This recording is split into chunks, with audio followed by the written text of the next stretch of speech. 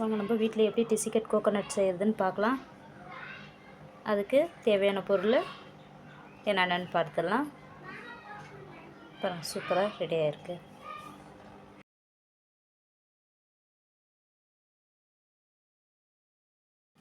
வாங்க நம்ம இப்போ வீட்டிலையே டிசிகட் கோகோனட் எப்படி செய்கிறதுன்னு பார்க்கலாம். அதுக்கு நான் ஒரு முழு தேங்காய் எடுத்திருக்கேன்.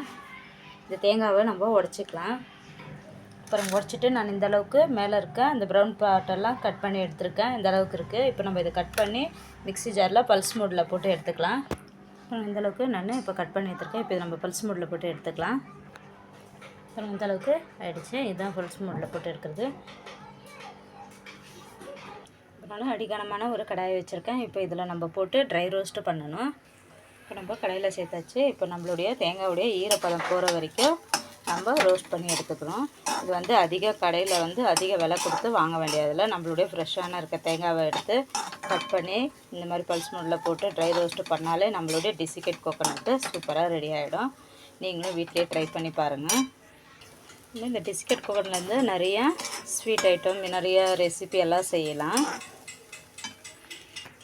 பாருங்கள், இந்த அளவுக்கு நம்ம கையில் தண்ணி ஒட்டாமல் இருக்குது. இந்த அளவுக்கு நம்மளுடைய கோகோனட் டிசிகட் கோகோனட் சூப்பராக வீட்டிலேயே ரெடி ஆகிடுச்சு.